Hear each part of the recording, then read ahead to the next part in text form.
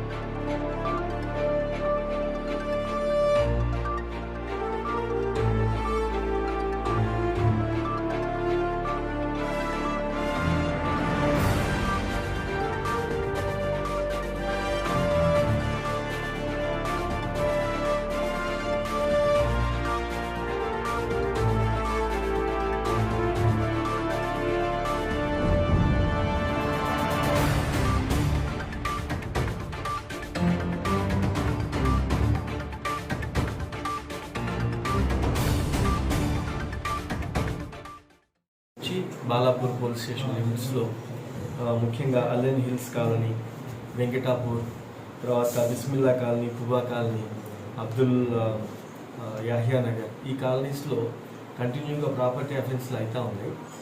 ఇది 1.5 years నుంచి crime team ఇవన్నీ పనిచేస్తున్నా కూడా ఎవ్రీ మంత్ ఒకటి అలా అవుతూ ఉండి ఛాలెంజ్గానే మిగిలిపోయినాయి. ఇప్పుడు కొత్త సిఐ గారు వెంకటరెడ్డి గారు ప్లస్ మసీద్దీన్ వీళ్ళు టీం వచ్చిన తర్వాత మా క్రైమ్ కానిస్టేబుల్స్ వీళ్ళందరూ కలిసి ఒక మంచి దొంగల్ని పట్టుకోవడం జరిగింది. వీళ్ళు ఇప్పటి వరకు 21 అఫెన్సెస్ చేశారు. ఇప్పటి వరకు అర్థం కాకుండా ఉండేది, మా జనరల్గా పోలీసు ఒక 2 నెలల్లో 3 నెలల్లోనో దొంగల్ని పట్టుకోవడం జరుగుతూ ఉంటుంది. ఈ ఒక ఏరియాలోనే దొంగతనాలు జరగటం, దాన్ని పట్టుకోకుండా వాడు అలానే చేసుకుంటూ పోవటం, ఇది ఛాలెంజ్గానే మిగిలి మొన్న అందరు కలిసి కాన్సన్ట్రేట్ ఎఫర్ట్స్ చేసి లాస్ట్కి వాళ్ళని పట్టడం జరిగింది. పట్టుకున్నాక తెలిసింది ఏంటంటే వాళ్ళు మన ఏరియాలోనే అక్కడే అదే కాలనీస్లో ఉంటారన్నమాట. వాళ్ళు సాయంత్రం అక్కడే తిరుగుతూ ఉంటారు, ఏ ఇల్లు లాక్ అయిందో చూసుకుంటారు, మళ్ళీ అక్కడే చేసుకుంటూ పోతున్నారు. వీళ్ళందరికీ ఏ చౌరాస్తా ఏంటి, ఎక్కడ పోలీసు ఉంటున్నారు, అదే ప్రాంతంలో నివాసం ఉండటంతో వాళ్ళ దగ్గర నుంచి ఇన్ఫర్మేషన్ రావడం కష్టమైంది. తర్వాత పోలీస్ మూవ్మెంట్ని కూడా వాళ్ళ ఇంట్లోనే ఉండి చూసుకుంటూ మళ్ళీ దొంగతనాలు చేయడం, ఈ విధంగా పారిపోవడానికి కూడా చాలా దూరం ఏం లేదు. వాళ్ళు అక్కడి నుంచే చేసి మళ్ళీ అటు నుంచి వెళ్ళటం, ఏ ఇంటికి మెట్లు వెనక వైపు నుంచి ఉన్నాయి అనేది ఊరు వాడే దొంగతనం చేసినట్లుగా ఇది చేసడం జరిగింది. ఇది మొత్తము 21 దొంగతనాలు వీళ్ళు చేశారు. నిన్న ఈ గ్యాంగ్ని పట్టుకోవడం జరిగింది. దీంట్లో ఇప్పుడు మెయిన్ అక్యూజ్డ్ సయ్యద్ ఖాజా అలీ అని ఒక వ్యక్తి ఉంటాడు. ఇతను ఇంతకుముందు కామాటిపురాలో పోక్సో కేసులో కూడా గత సంవత్సరం జైలుకి వెళ్ళి 3 నెలలు జైల్లో ఉండి తర్వాత బయటకు వచ్చినాడు. తర్వాత ఎవరైతే అమ్మాయి కేసు పెట్టిందో ఆమెనే రెండో పెళ్లి చేసుకున్నాడు. ఇప్పుడు ఇద్దరు వైఫ్స్ కూడా 2 ఇళ్ళు తీసుకొని ఇప్పుడు మనం చెప్పుకున్న కాలనీస్లోనే అక్కడే ఇళ్ళు పెట్టుకొని ఉన్నాడు. అతని యొక్క 2 సొంత బావమరుదులు ఈ ముగ్గురు కలిసి ఈ దొంగతనాలు చేయడం జరుగుతూ ఉంది.